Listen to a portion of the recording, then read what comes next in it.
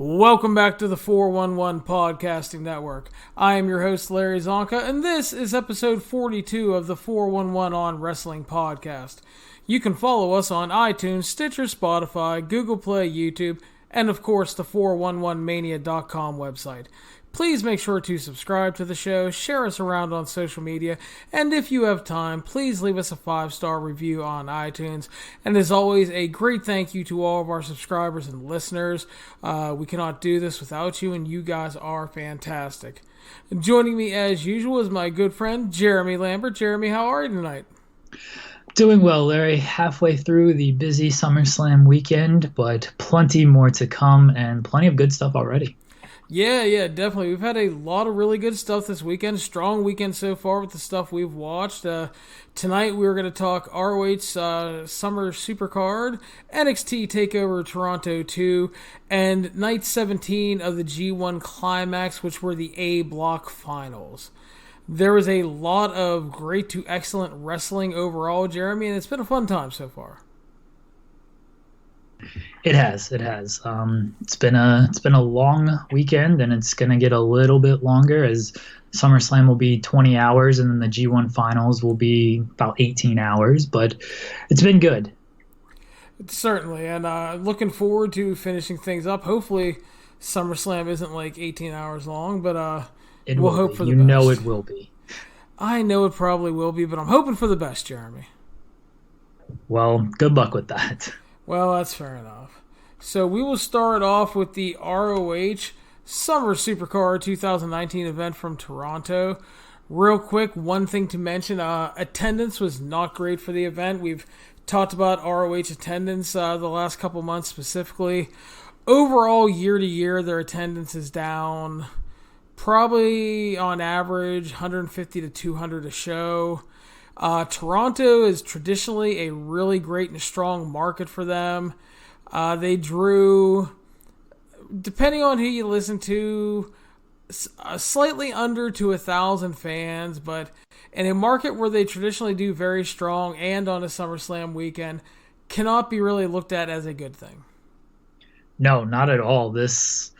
The building looked pretty empty on camera. I guess they filled up the floor pretty nicely, but everything else just it looked really bad. Either you've got to come up with a better product to run these shows to get more fans in the building, or you've got to go back to running 200, 300 seat venues so it looks like you're full, because the optics of this did not look good at all.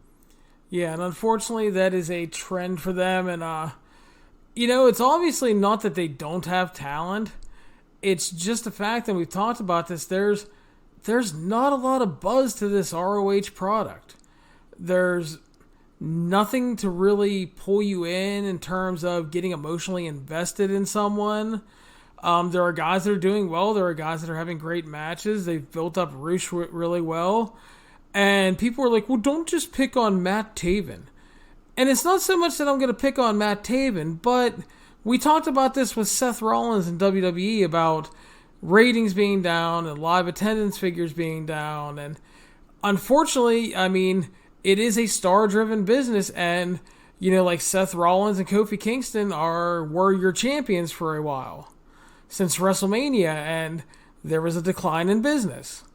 And you can't just let ROH go because, well, Matt Taven's trying really hard.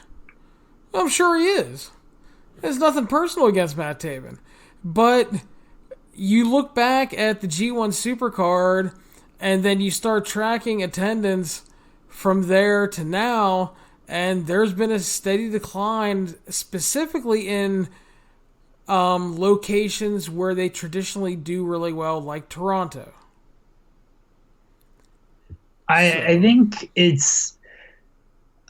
you could just go back to the G1 Supercard and taking Matt Taven aside. Obviously, we said it at the time that he was probably the wrong guy to put the title on, and he clearly has not lit their business on fire. But that entire card on the ROH side, like they sold out Madison Square Garden. They probably had the most viewers, the most eyes on their product that they've had all year, and probably for a while, like even counting some of the elite stuff, because this was what, 16,000 fans inside the Garden, if not more, and then however many watching on pay-per-view or Fight or New Japan World, however you were watching this show, like you were getting a lot of eyeballs on your product, and everything they did that night sucked. Like everything. From their stupid non-shoot with Enzo and Cass that went absolutely nowhere. By the way, just look where that whole thing went. Absolutely nowhere. From Bully Ray being the biggest heel on the show to the Women of Honor stuff, and then to Matt Taven winning the title. Like they looked so bad on that show, to where if you were watching the product, you were like, this was their big chance to deliver. It's very similar to like Raw Reunion. They had a lot of eyes on the product, and they did, outside of Bray Wyatt taking out Mick Foley, they really did nothing to make you be like, oh, we should tune in and watch this every week. And it's no wonder that the week after that, the big Raw Reunion rating had over 3 million viewers, it was right back down to normal levels the next week, because it's like, they didn't do anything to hook those new viewers and say, this is why you should keep watching. Yeah, I still contend that it was a huge mistake not to put the title on Skrull, because he's going to be there through September, November. You could have got the most out of that run, and it was honestly the last straw you could grasp at to try to keep some of those elite fans. Yeah, we've talked about the Skrull situation plenty, how they really missed the boat with that whole thing. But I agree with you. He should have won that night, and it couldn't have been as bad as it is right now for them had they put the title on Skrull. Yeah, so, I mean, and again, like I said, it's not all Matt Taven's fault, because, I mean, the product as a whole doesn't have buzz, and it's, like I said, there's nothing to really, really get invested in. So it's not just him. But again, I do think it's a contributing factor, because, I mean, Matt Taven's in-ring run as world champion has been pretty good. But, I mean, honestly, can you tell me one person that's like, I'm tuning in for Matt Taven? Matt Taven? Yeah, Matt Taven and his extended That's the only person tuning in for Matt Taven is Matt Taven. Yeah. So anyway, let's get to the show here. They started off with a 10-bell salute to Harley Race, which was very nice. They confirmed that Ladder War was the main event. Ian Riccaboni and Caprice Coleman. Cedric Alexander. Yeah, no, I just, I hate when I do shit like that. No, but Caprice were on commentary because Colt is on a tour in the UK doing like 25 dates in Edinburgh for some dealie, so he won't be back for a while. NWA contract. Oh, I guess he lost that title, didn't he? He lost that to James Storm. I don't know if that's shown on TV yet or. No, they haven't. Okay. Probably won't. Spoiler alert. Yeah. So anyway, we opened up with PCO and Brody King defeating Vinny Marseglia and TK O'Ryan. Your thoughts? It was fine. Crowd loves PCO and Brody King, and they cheered for all of their stuff. No one cares about the Kingdom, and PCO and Brody King winning was the correct call, because at least they kind of have a little bit of a future as a hot act with Villain Enterprises, and just being themselves. Like they're pretty over. So it was a good opener that the crowd enjoyed due to two of the four men involved. Yeah, good opener. I am glad I was wrong with my prediction and that PCO and Brody King won. Like I said, they're over. They're always a ton of fun. And it looks like they will be going on to a tag title shot probably next month, while the Kingdom is going to continue feuding with the Bouncers, as they had a little brawl ringside after the match. Yeah, sure. Get the Kingdom out of here. Yeah. Silas Young arrived for his match with PJ Black, but he was not dressed to compete. He thought his match was on later. He was hanging out with some fans and having a bunch of drinks, so he was in no condition to perform. So he said basically he had already beat Black, and he had a bunch of accomplishments, and Black should maybe go ahead and earn a rematch with him. So he just left and with a bottle of whiskey and was content to just not do a damn thing. So PJ Black said he wanted to wrestle, issued an open challenge, and this is how they got Marty Scurll on the show. We figured they would get Scurll on the show in some way, shape, or form, just because he is maybe their biggest star. I mean, they've completely cooled him off since the Garden, but he's still one of their bigger stars. And he was supposed to fight Aldis, but the NWA partnership crashed and burned. So it was a fine way to get Skrull on the show and gave him a victory over PJ Black. And I could totally buy that Silas Young was. Yeah, Silas is having no part of this. He was in like I said, no condition to perform, and was just happy to chill out in the back until he did commentary later on. So Marty ended up beating PJ Black 8 minutes and 5 seconds via pin. Thought it was a good and competitive little match. PJ Black got a decent bit of offense in. But in the end, Marty finished him with the Black Plague. And yeah, it was good to get Marty on the card because people were excited to see him. And if he's not the biggest star in the company, he's definitely the most over in the company. And I don't think there is any denying that. No, not at all. So we moved on to your favorite, Jeremy, the Women of Honor Championship. Kelly Klein defeating Tasha Steelz at 8 minutes and 15 seconds. It was not good. It was slow, sloppy, disjointed. There was absolutely no drama, and just it was another Kelly Klein ROH match.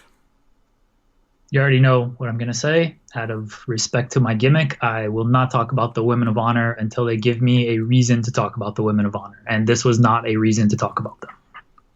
Fair enough. Angelina Love arrived post-match and laid them out.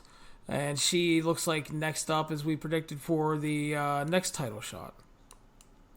Things thankfully picked up here with a really, really good tag match as Bandito and Mark Haskins defeated Jay Lethal and Jonathan Gresham, 19 minutes, 50 seconds, via submission with Jay Lethal tapping out. I really, really enjoyed this. They did they didn't go with the full Gresham heel turn as we thought they may, but they definitely played up his new give no fucks attitude and his willingness to want to cheat, and that led to some arguments and disagreements and such with Jay Lethal, and in the end that ended up costing them a good win for Lifeblood, really good tag match, and just a big win tapping out Lethal, because Lethal, even when he loses, has been very protected. So the fact that he tapped out here to Haskins is really good for them. This was absolutely huge for Lifeblood, and not only the victory, but as you said, like tapping out Lethal is a very big deal, and it should be treated that way moving forward. And Haskins, certainly Haskins, since he's the one who scored the tap out victory, he should be presented as a threat now, because I mean Lethal is the most decorated ROH champion of all time. So you tap this guy out, you should be in a bigger spot moving forward. And we'll see what they do with them. Like Lifeblood hasn't had a whole lot going for them. They've turned things around lately. Like they're going to keep feuding with Villain Enterprises, and that's fine. I don't know if Lifeblood like needs a leader, and maybe that's where they're kind of a bit colder than you would like, is because Juice is supposed to be the mouthpiece and the leader for him, and then he's gone, and so now you're like, all right, who's really like stepping up and like leading this group? Otherwise, it's just kind of 3-4 guys who are good but don't have a real mouthpiece who can talk them into those big programs. But I would suspect that this would kick off some bigger things for them, and especially for Haskins. Yeah, hopefully so, because as we've talked about, their booking hasn't been the best in terms of picking up wins, especially in big matches, but they've delivered some really great performances, which has been the only thing keeping them over to any degree.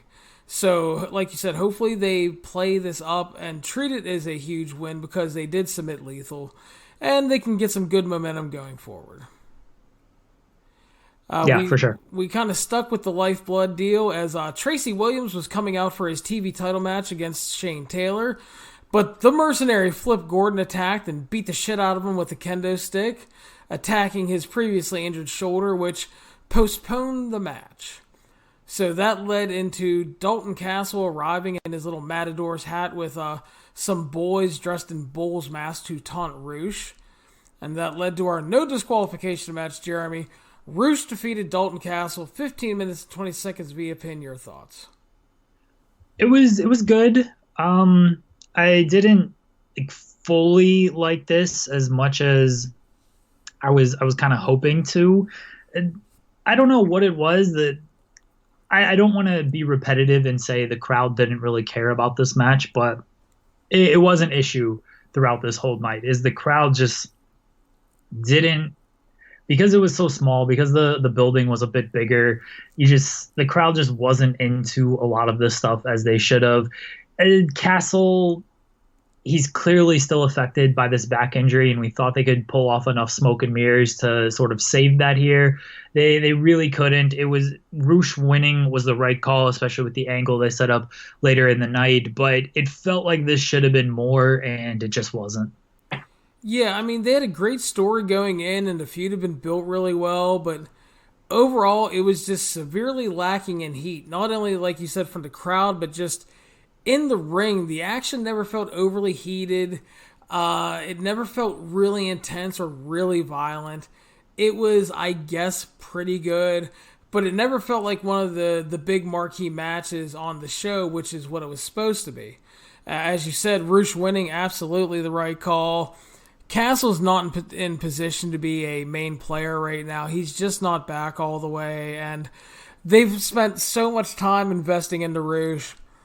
It would have been horrible for him to lose here. No, you couldn't have Roosh losing here, and he didn't. So that was the correct move. But this feud should have been something more for Roosh after his big victory at MSG. It almost feels like they should have just left it at that, and then had Castle rebuild himself. Take longer to kind of get that rebuild, and maybe even challenge Roosh sometime next year, if you're going to put the title on Roosh. But this feud didn't do as much for Roosh as it looked like it was going to coming out of MSG. And that was one of the things they did right at MSG, and then they kind of botched it. I agree. Definitely one of the few things they did right on that show. Tracy Williams was back. He gave no fucks that the doctors did not want him to compete and demanded his TV title match. That led to the TV champion Shane Taylor defeating Tracy Williams at 8 minutes 35 seconds. I thought it was a good match. It was a nice little story with Williams playing the resilient babyface, while Taylor was just a relentless bully and took advantage of every little thing he could here. Williams fought really hard. Good babyface performance. But in the end, Shane Taylor retains, which makes the most sense, especially when you can work into a rematch with Jeff Cobb when he comes back. The best in the world, Shane Taylor, does it again. I enjoyed this match. It was a fun little 9-minute sprint. And yeah, the story was pretty simple, especially after Flip attacked Tracy Williams, and they played into that well. And it was a fine match. There you go. So they announced which had been already announced on social media, they hyped the Joe Hendry signing. Joe Hendry, he's done a lot in the UK promotions. He was in World of Sport. Had a short run in Impact where he didn't really do much of anything. Beat Eli Drake a few times, sang some funny songs, but they really felt like they just had no idea what to really do with him. Like, they brought him in because he does a bunch of creative stuff with videos and songs, and then conveniently forgot the fact that, like, he's a black belt in judo and represented, the country in the fucking Commonwealth Games in amateur wrestling. So, like, the guy can go, but they just had no idea what to do other than pair him with Grado. I hope that ROH can get more out of Hendry, because he is a very charismatic guy, and he can. I don't know how much he's going to help. Like, they're so cold right now, but he's certainly a guy who can stand out on the roster if given a chance. So we'll see how they use him. I would imagine he'll kind of float around for a little bit. I'm really trying to come up with a leader for Lifeblood, and Henry makes as much sense as anybody just because of his ability to talk. But at the same time, I don't know how much sense he does make. But that group is just such a weird mix of guys anyway that you could throw Henry in there and it would still be like, all right, sure, why not? So I don't know what they're going to do with him, but he's a charismatic guy. I enjoyed the little that he had going on in Impact, and so hopefully ROH just uses him a bit better. Yeah, I wish him the best of luck. I hope this run works out better for him than the Impact run, and yeah, it'll be interesting to see what exactly they do here.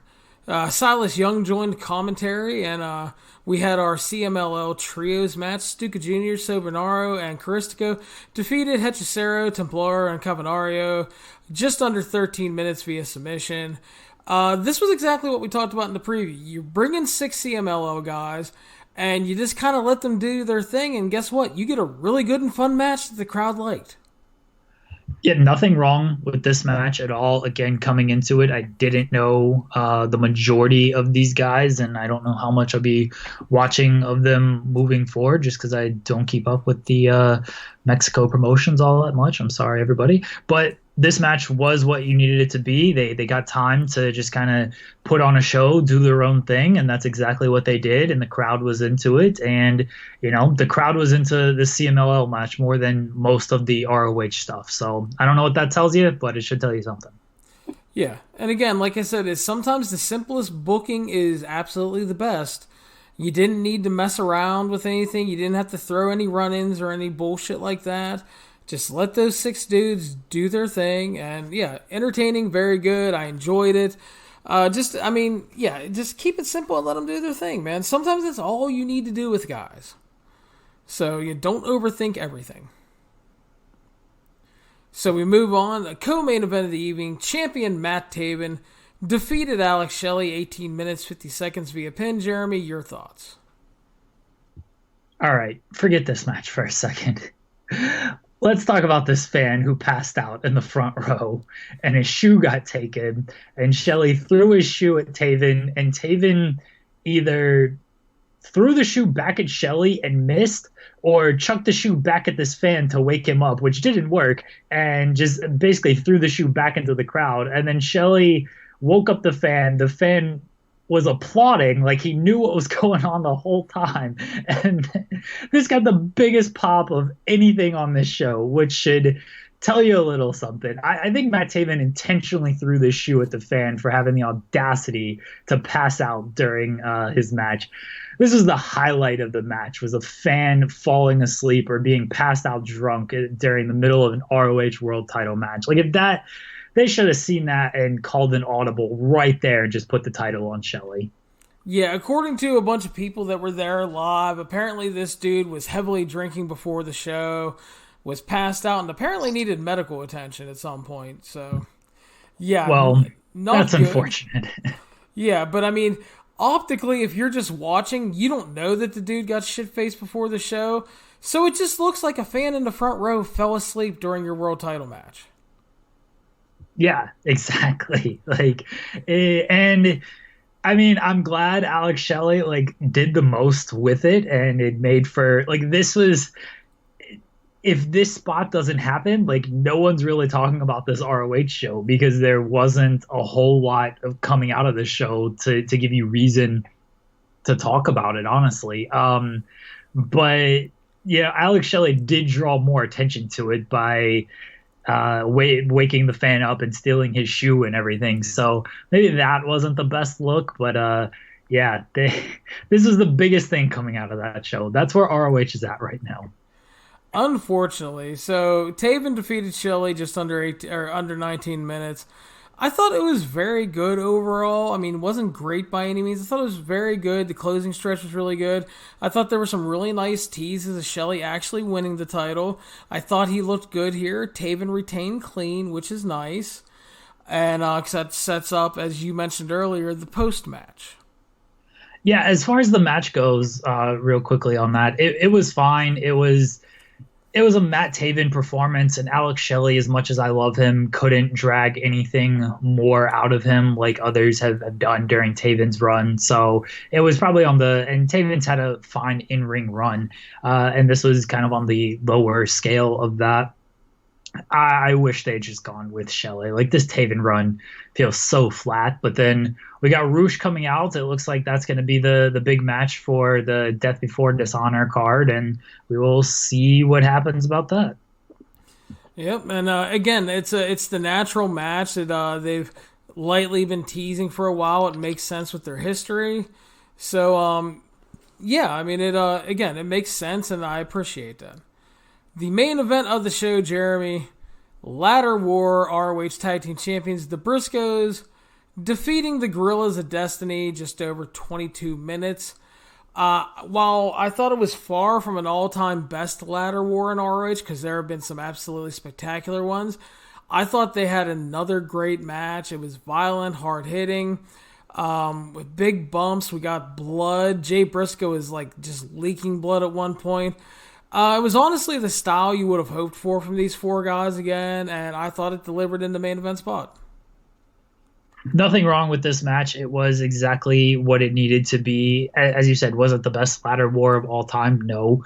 I didn't expect it to top some of those Young Buck matches and some Steen Jericho matches and stuff. But as far as ladder wars go, or as far as ladder matches go, like, again, it was what it needed to be. It was very violent. The Briscoes' backs were all fucked up. It was good. It was a good main event. There was kind of less drama because I never felt like Guerrillas of Destiny were going to win, and so that was an issue. But they certainly, like, they beat the hell out of the Briscoes early, and they gave the impression that, all right, this team's going to win. The Briscoes made their comeback and obviously won. Still love the Briscoes. Still think they're the most underrated tag team out there, and you put them in a match style like this, and 9 out of 10 times they're going to deliver, and they certainly delivered. Yeah, the Briscoes just don't disappoint. And credit to the Guerrillas of Destiny. I'm very critical of them a lot of the time. I think a lot of their New Japan work is generally really boring and overbooked. But they had 2 great matches here with the Briscoes in a couple weeks. And, I mean, hey, that's awesome. So good for them. I was very happy. And yeah, definitely delivered in the main event spot. Overall, Jeremy, I thought the ROH show was a good show. Not like a big home run like you would have hoped from an attendance standpoint or an overall show quality standpoint, but a good professional wrestling show overall. It was a fine show, and I don't mean this to sound overly negative. It just felt like a show with very little consequence. Like, I watched this show, and I was just like, all right, it was a show that happened. And nowadays, with the amount of shows that are out there, and considering this was a big event for them, like they're holding an event on SummerSlam weekend, they put a lot of hype behind it, and then the crowd disappointed. It just felt like you needed a lot more out of this show, and instead I just walked away like, there was some good matches, there was one really good match, but at the end of the day, like, we're going to look back at this show with all the wrestling of this weekend, and it's probably going to be the worst show out of the 6. Definitely a good chance for that to be the case. Again, nothing majorly wrong with it, but it's all fair points because, again, like we talked about, there's not a lot of buzz going on for ROH. And like I said, more importantly than the lack of buzz, it's just there's nothing to get emotionally invested in. It doesn't feel like there's a big star you can latch onto. There's a lot of good to great wrestlers. You know, I love Bandito. I love a lot of guys there. I love PCO. He's wacky and fun, but it's a show. And like you said, unfortunately in 2019, you can't afford just to put on solid to good shows. You have to have some great shows in there. You have to get some attention. I mean, for as much as people still like to fuck around and dog on Impact, when they have a pay-per-view, they're generally very good to great. And people talk about them pretty decently. And yeah, I mean, but you have to do that every once in a while. You need to knock something out of the park, and they just haven't done it this year. No, and like you said about Impact, is when they put on pay-per-views, like, their pay-per-views are very strong the majority of the time. And that's at least you're coming out of those shows talking about them. Unfortunately, it never seems to translate to any business, and that's largely due to their TV deal. And if they could get a better TV deal, then maybe they could boost their profile a little bit more with the strong pay-per-views they do put on. But with ROH, like, they're kind of in a TV mess as well, where people don't know how to watch them, or they're syndicated on certain areas at certain times, and who the hell knows. But then they have these shows, and it's like, all right, it happened. But again, we're going to review 6 wrestling shows here on the next 2 podcasts. I would be surprised if ROH isn't 6. Yeah, and it's very possible it will be. So we will now move on, Jeremy. NXT Takeover Toronto 2, 2019. Also, obviously, in Toronto. We started off, Jeremy, with the NXT tag team title match. And first, before we get into it, because everybody's going to probably make fun of me between the last podcast and my preview call, my predictions were the absolute shits. That's okay. It happens. Minus a couple. I mean, I nailed the Io Shirai thing. I nailed the mounting entrance with Dream. Yeah, that's the biggest one. You went out on a sort of a limb there and called that one. That makes up for getting a wrestling match wrong. Who cares about the winners and losers? Those things don't matter in WWE anyway. That's right. But I got the Velveteen Dream thing right, and I got Adam Cole right. But anyway, NXT Tag Team Champions, the Street Profits defeated the Undisputed Era, 17 minutes via pin. I will go to you for your thoughts first. Montez Ford is a fucking star. This guy is fantastic. The stealing of the Rock stuff I thought was fine. If you've ever listened to a Montez Ford interview, he talks about how big of an influence The Rock was and is on his professional wrestling career. So I thought that was a nice little tribute. Like, this guy has just athleticism for days. Everything he does just amazed me. Undisputed Era, always awesome. I really want a Kyle O'Reilly singles run. I think this guy rules. And Angelo Dawkins, a good power guy to Montez Ford.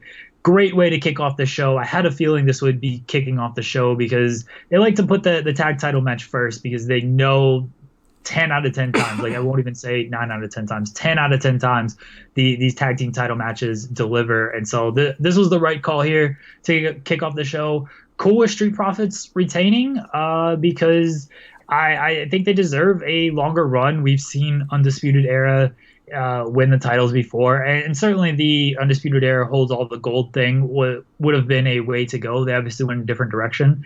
I'm fine with Street Profits winning. I wish if they're going to be on Raw, we saw it here, let these guys wrestle, like let these guys showcase themselves and more than just like backstage promos because these guys are really good.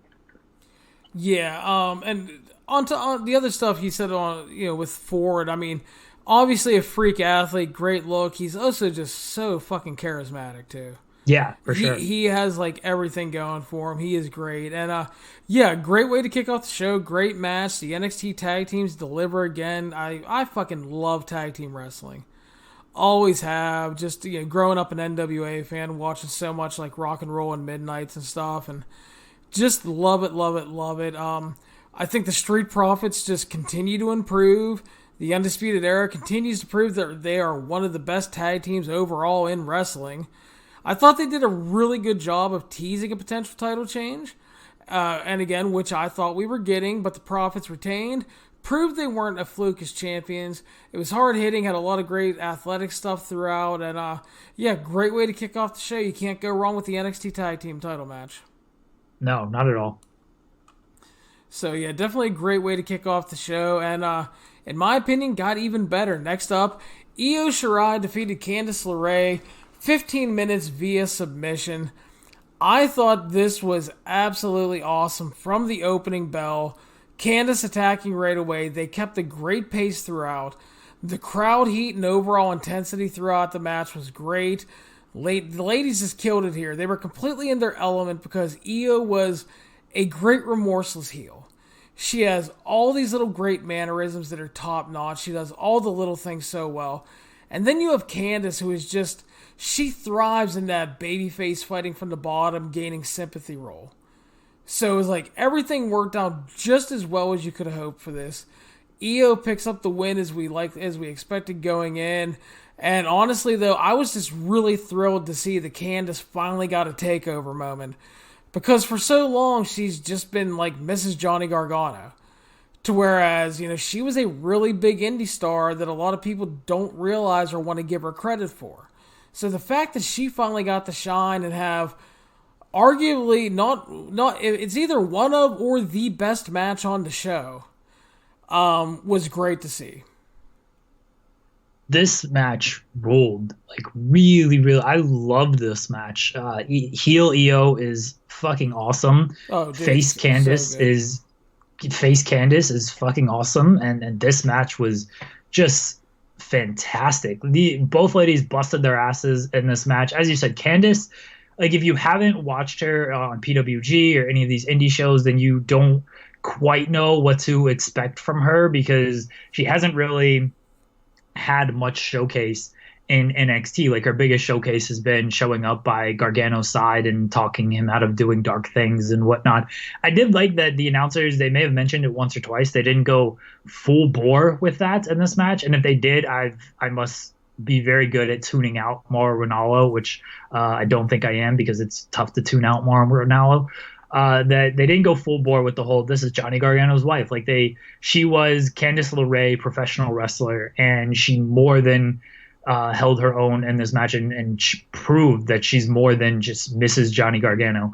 Yeah, I love this match. I can't say enough good things about it. Io winning, certainly the right call. Candice passing out, it keeps her over, and we talked about that in the preview. Like, you can make 2 stars in this match with you can really kick off Io's heel run with a big victory. And even though Candice hasn't been presented as like a top-notch wrestler or a real threat on NXT television leading up to this, you can show that that's what she can be if you book this the correct way. And this was certainly booked the correct way. I love everything about this match. Yeah, this fucking ruled. It was just great. There's no other way to put it. I mean, just excellent stuff here. I loved it. I just like, and I think the pacing too is just really great. And the other thing, just the intensity they were able to keep. Great crowd heat. And like I said, both women playing their roles almost perfectly. I mean, just so good. Io is really great as a heel. Like I said, it's all those little things. And then when you're juxtaposing that against such a strong underdog babyface in Candice, that's just a recipe for success. Yep. So I would love to see a rematch down the line. And hopefully this gets Candice, like you said, kicked off a bit on TV and more of a regular role and more of a threat, because she has so much to offer. And if you didn't see that coming out of this match, I have no idea what you were watching. Yeah, for sure. Next up, we actually had a little mid-show angle, which they rarely do on TakeOver. Matt Riddle arrived, was pissed off, called out Killian Dane for a fight. They had a big brawl. They were trying to kill each other. They beat up a bunch of officials. They brawled up onto the stage, just trying to kill each other. And it ended with Killian Dane fighting people off, and then Riddle had a choke on him, and he dove off the stage, and they went through tables. Really strong angle from these two to not only get them on TakeOver, but it also keeps their feud going, and smartly done without burning a match. I enjoyed this angle. As you said, TakeOvers, they don't do this a lot, if at all. And, you know, Riddle, he's a big star in NXT. The feud with Killian Dane, a lot of people thought this was going to be on TakeOver after it didn't happen on Wednesday's NXT. But this was a good way to continue it here and then build it for a future episode of NXT. Like, Riddle always comes off really strong and believable. Killian Dane is a monster, and that's what he was presented as here. So I enjoyed this angle. So we move on to the NXT North American Championship match. The Velveteen Dream gets a special entrance with the Raptors cheerleader dancers, and they had Mountie uniforms on. We got some of the Mountie music, and then Velveteen Dream appeared in his Mountie-themed gear, including suspenders. Okay, Larry, let me ask you this. Can you name me 3 Toronto Raptors from the championship team? Nope. Dude, I pretty much don't watch basketball. You know, I watch basketball when you hang out with me. All right. I just wanted to see. I'm sorry to do that to you and put you on the spot there. No, that's fine. I forget, was it Kawhi Leonard? Was that the one dude? Right? There you go. Okay. There you go. And then I'm going to go with the obvious wrong answer, but he's the all-time great Vince Carter. Because I know he's not there anymore, but still, Vince Carter's great. I mean, Vince Carter is still in the league. I know. So I'll give you a half a point for that one. Yeah, I just most of my basketball stuff just comes from watching the DP show. I don't have a lot of time for it. Plus, like, nobody in the house will watch it with me, so it's not as fun. I understand. So, but Velveteen Dream got the Mountie themed entrance, so I will take the W on that one. One of the few things I got right. I did see you posted about that on Twitter that I called it. I was very proud of that. Hey, I've got to give you credit when you call something like the Mountie entrance here, because that That wasn't something I'd really thought of. I figured he would do the Raptors thing seemed kind of obvious to me since they just won the title. But I wasn't thinking Mountie. So hey, anytime someone gets something right, they should get credit for it. Yeah. Yeah, but Velveteen Dream continues his trend of having really fun takeover entrances. So that was cool. And then we had our match, and no undisputed clean sweep, obviously, with the tag title loss. And then the Velveteen Dream defeated Pete Dunne and Roderick Strong, 17 minutes, 45 seconds. Jeremy, I go to you first. Really fun match. I love all three of these guys. They didn't work the typical triple threat formula where it was Guy is on the outside for too long. They did a lot of three-way spots, which is what triple threats should be. It shouldn't be just a guy laying outside for 5 minutes while a single match takes place. But yeah, I enjoyed this match. The closing stretch was really strong stuff with everyone kind of running wild and getting their shine, and then Velveteen Dream coming off the top rope with the victory. I thought it worked because it's Roderick Strong, but Dream hits the Dream Valley Driver, then Strong comes in and tosses him to the outside, and it's like, okay, why doesn't he pin Pete Dunne off of that? Instead, he's got to hit his backbreaker. And on one hand, it doesn't make sense. Why wouldn't he just pin him? On the other hand, it's like, well, Roderick Strong probably just wants to beat this guy with his own move because he's Roderick Strong. And he thinks that much of himself. So that worked, and that cost him in the end because Dream was able to come off the top rope, and then he connected with the elbow on Strong and then still kind of pinned Pete Dunne off of Strong's move. So we'll see if that still leads to a singles match between Strong and Dream. But those are little things that you can look for in NXT because you have a feeling they will follow up on stuff like that, whereas maybe the main roster wouldn't. Overall, just a great match between three great professional wrestlers. I'm not going to lie. When Roderick Strong did not win here, my first thought was, are they going to pull the big swerve and have Cole lose the main event and call up the Undisputed Era? Yeah, this was a popular theory on the Twitter machine that Undisputed Era was kind of getting a send-off here, and they were going to be called up. But as we saw in the main event, I mean, it could still happen. Who the hell knows? Because the wild card. But yeah. That was a sentiment from a lot of people that I saw on Twitter.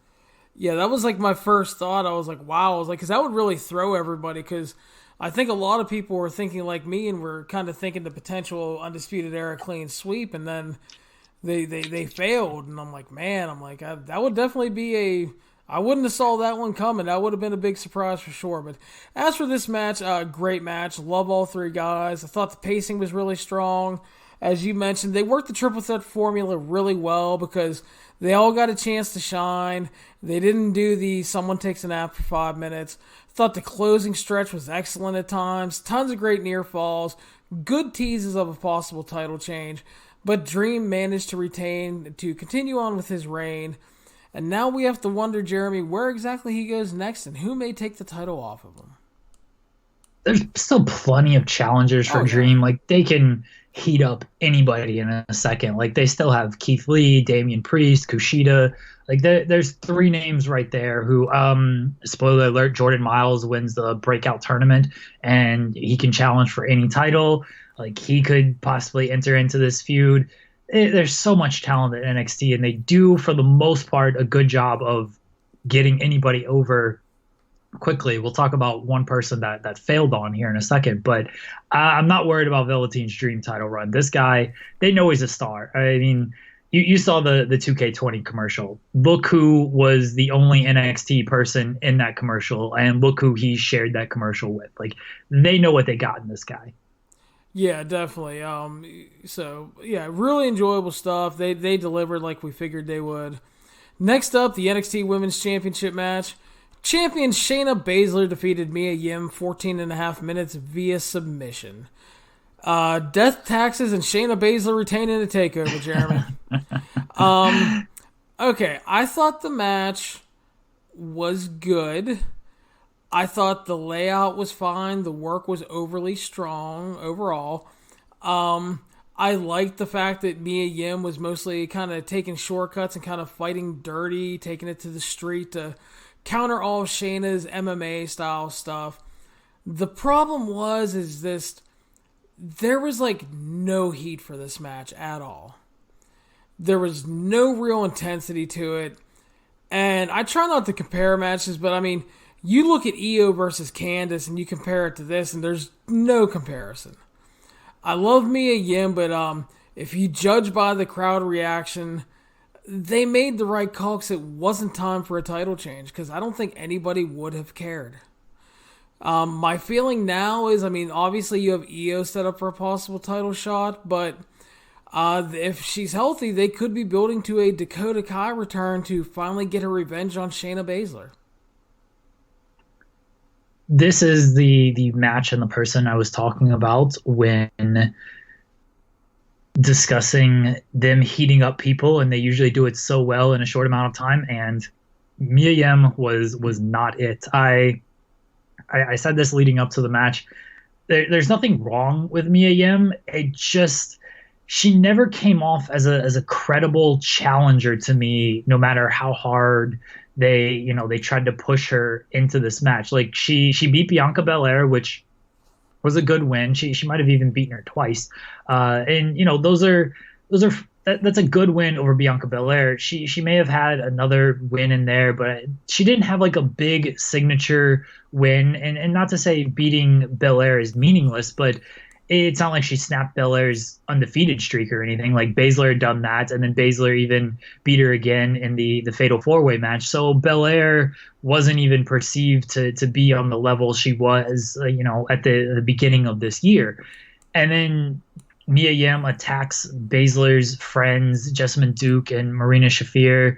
And it's like, okay, like why does this make you credible? Like Duke and Shafir even, like they've just been kind of lackeys on television. So if anything, it just makes Mia Yim like just kind of a bully in herself. And I get the story is like Shayna Baszler's MMA stuff isn't going to matter against someone like from the streets like Mia Yim, who grew up with a rough childhood like Mia Yim. I get the story. The women worked really hard. I like the story they told of Yim attacking Baszler's arm so she couldn't fully lock in the clutch and taking the shortcuts, as you said. Like they worked hard. They told a fine story leading up to it. They told a fine story during the match. It's just no one bought it, and that was the problem. Is there was nothing technically wrong with anything they did with Yim and Baszler leading up to it, and then in this match, it's just no one bought Mia Yim, and that's what it was. And Baszler won, and that was the right call based on the reactions here. Because if Yim had won the title here, it would have not gone over well. I don't know if she would have gotten a reaction at all, because the crowd wasn't reacting to anything in this match. Yeah, and that's definitely a shame. Again, far from bad. I thought it was good, but just it didn't get past good. And I mean, technically the worst match on the show, obviously not bad, but it didn't click boxes. It didn't deliver what I was hoping it would in any way, and just like you said, nobody cared. No. So, and that takes us to our main event, Jeremy. Champion Adam Cole defeated Johnny Gargano in a best 2 out of 3 falls match, right around 50 minutes. The first fall, Jeremy, was a regular wrestling match.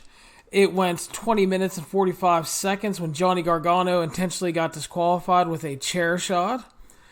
And that led into the street fight portion of the match.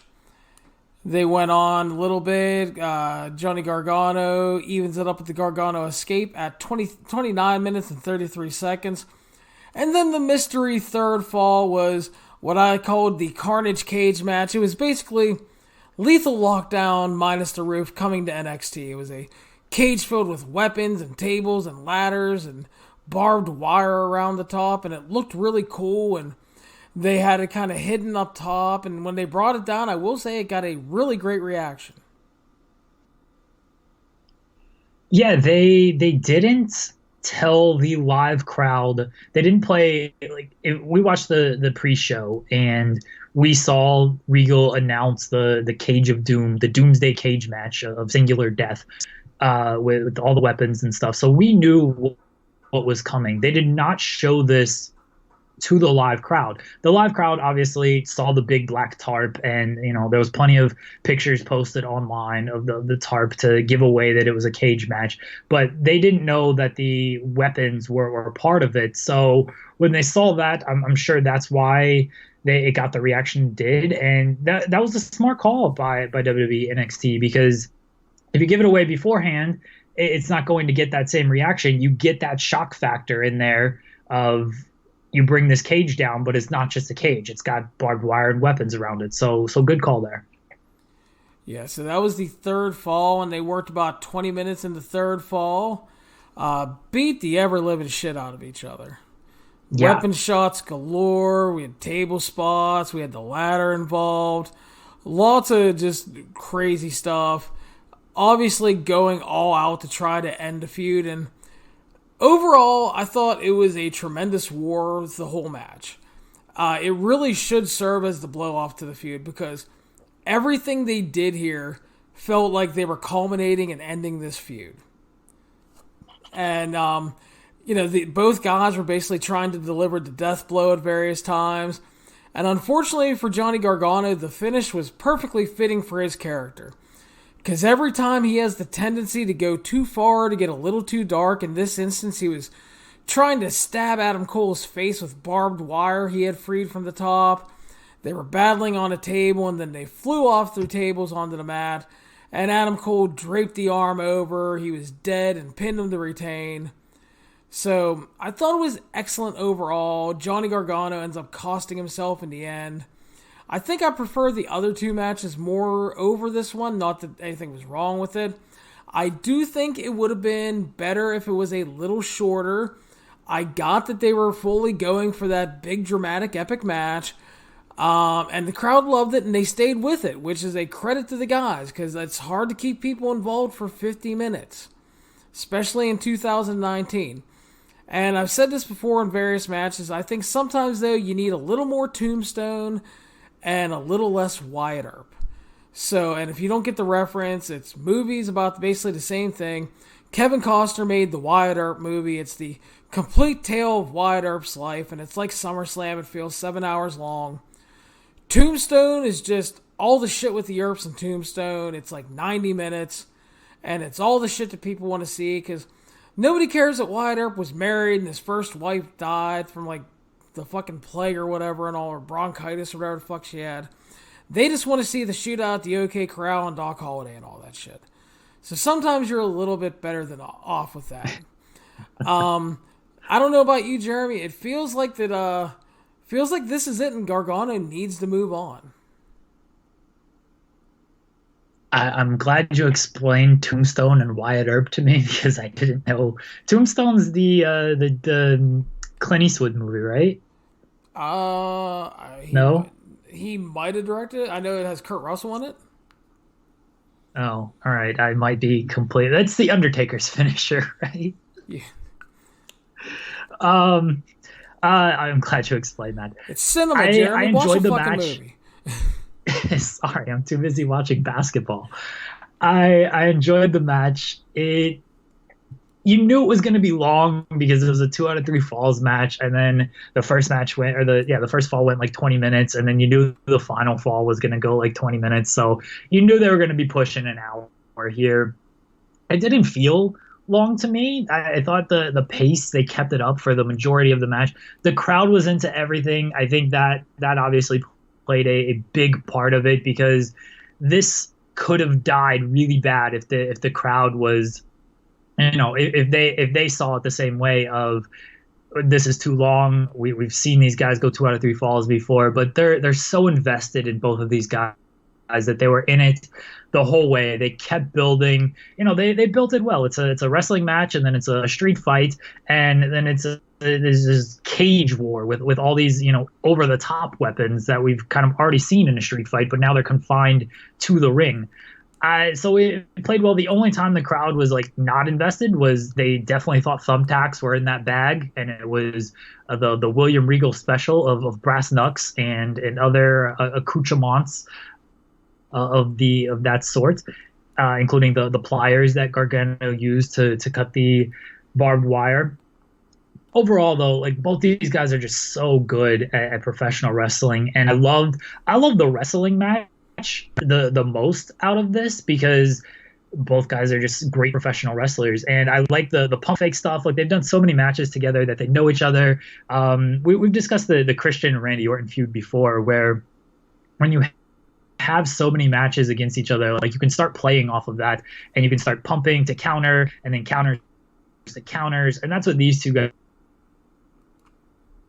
So I really enjoyed the first fall. The second fall, they picked it up. Third fall was just batshit crazy. And then the final table spot where they missed the one table. And I agree with you on the Gargano thing. I've seen people complain of like, well, he used to be this underdog baby face, and now he's just kind of a muddled character that doesn't know what he's doing. And it's like, yeah, that's sort of his character, though. Like, he was the underdog babyface. He got pushed to the dark end, and then he was kind of brought back to the light, but he still can't help himself. Like, there's layers to all of this. And Gargano feeling like he had to go that extra mile here because he hates this guy so much. Like, this is a guy who went into his father's pizza joint and upstaged his dad, it felt like, or disrespected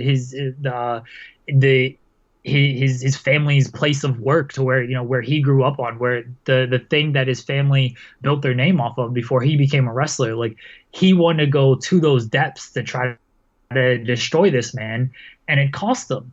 I think everything in this feud worked. I understand that because it was kind of long and because it was technically they had they had 4 matches prior to this, because 2 out of 3 falls and then another singles match. So they had 4 matches prior to this, and then you're talking about 3 more matches here. I understand there's some burnout on this match, and that's why this was definitely the end of it. I don't know if you saw the post-show angle where Gargano got the big greeting from William Regal and got the big ovation. It seems like Gargano might be done. We don't know that for certain, but it's possible that he might be done. And if he's not, like, I don't know where Gargano goes from here in NXT. This guy's accomplished everything. He can't just be a guy in NXT. He's too over for that. So a main roster run makes sense for him now, and Adam Cole can continue to run roughshod of NXT. And we'll see where Undisputed Era goes, because Adam Cole's been making promises and his boys ain't delivering.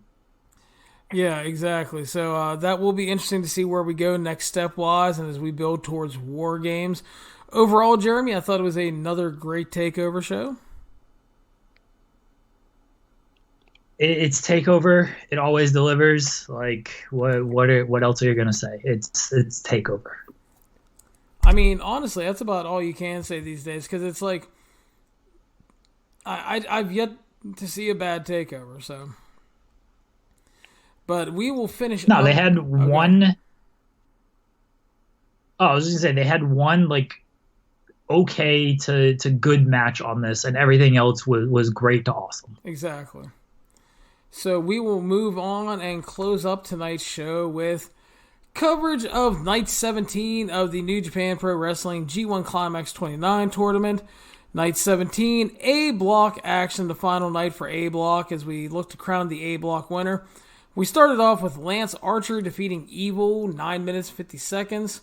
I thought it was a very good Hossy battle. Lance Archer delivering another very good performance overall, picking up a big win he needed to close out his tournament.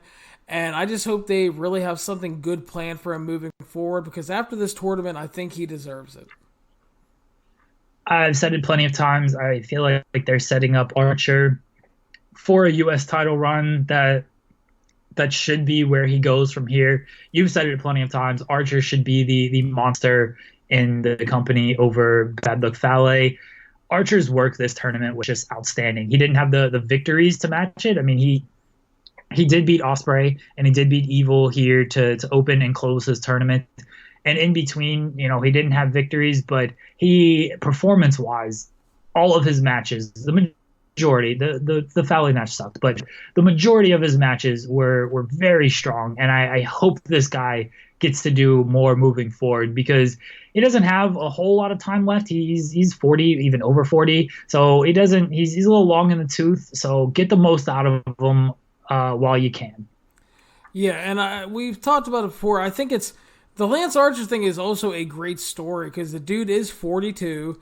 He had a back surgery a couple years ago, thought he was going to have to retire, gets to come back into the G1 after a 5-year absence, and honestly killed it. He did really great, and I'm very happy for him.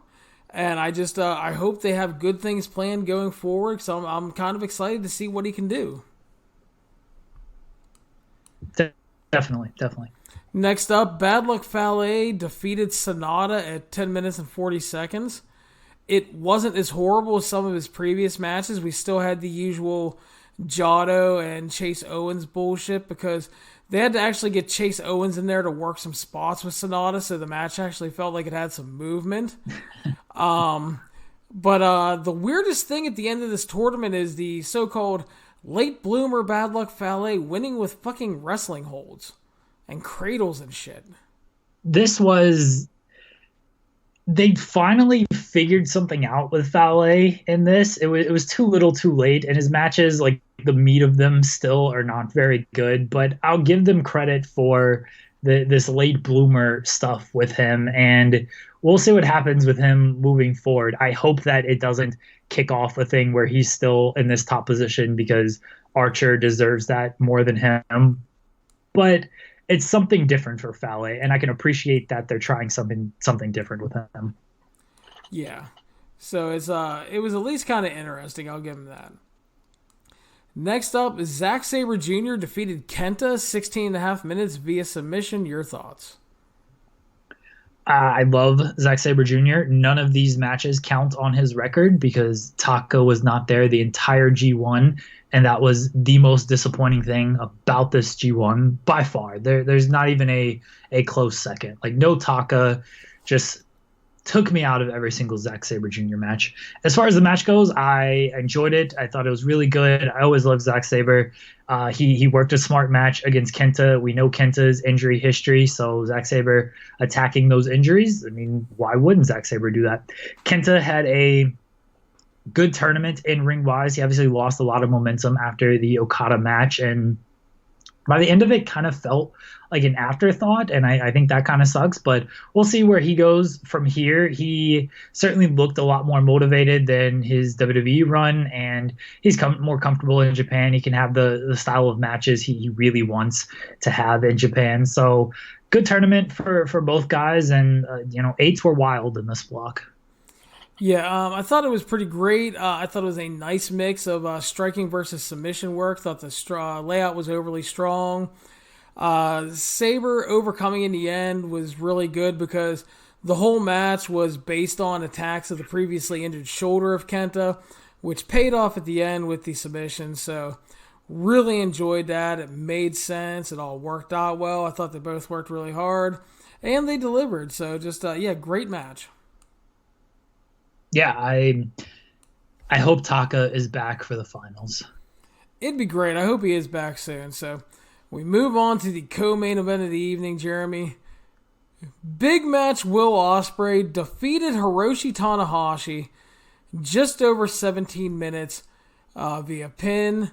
I thought this was absolutely excellent. It's easily the biggest win of Ospreay's New Japan career and his career overall, because you beat Tanahashi via pin clean.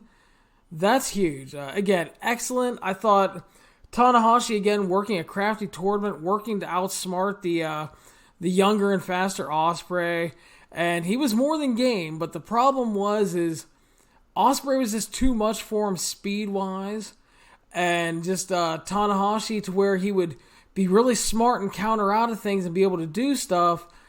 He just didn't have the speed to follow it up. So the counter work was great. The game plan was really good by Tanahashi, really smart. But like I said, didn't have enough to keep Ospreay down or to fully keep up. And now they're going to really play the heavy what's next for Tanahashi game following in terms of a win-loss tournament, a disappointing G1. A lot of great matches here, or a lot of great stuff here. Just there was big expectations going into this because Tanahashi obviously still an all-time great. Ospreay's just been having bangers all fucking year long. They absolutely delivered here, but the best part about it is they were able to tell a heavy Tanahashi-style storytelling match, but never sacrificed any of the stuff that makes a Will Ospreay match special. He was still super athletic, just super, all the counter stuff, and like the closing stretch stuff was really good. The end is just great because Ospreay counters into a cradle, then he just fucking destroys Tanahashi with a hook kick to the face, hits the hidden blade and the Stormbreaker, and that was it. Big, super clean win for Will Ospreay. Didn't have the best win-loss record, but had a ton of excellent matches. And again, the biggest win of his career going forward. This will, as you said, Ospreay didn't have the best win-loss record in this tournament, but that's all going to be forgotten because he pinned Hiroshi Tanahashi on the final night of block action. And like that's what people are going to remember from Ospreay's tournament. So that was laid out very well by Gato. And he used the super combo to finish off Tanahashi, which they can't run the risk of overdoing the super combo. I'd like to see them get back to just, one Stormbreaker, one Os Cutter ends up winning it, so he doesn't have to pull it out every single time. But pulling it out against Hiroshi Tanahashi obviously makes a ton of sense because it's Tanahashi.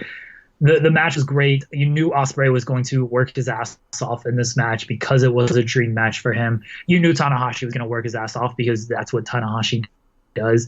Tanahashi, you look at his overall record, like this was a disappointing G1 for him as far as win-loss goes, especially coming off winning the G1 last year. So you can now, play the whole, okay, what's Tanahashi got left kind of thing, and you can get plenty of mileage out of that because really anything you do with Tanahashi gets plenty of mileage.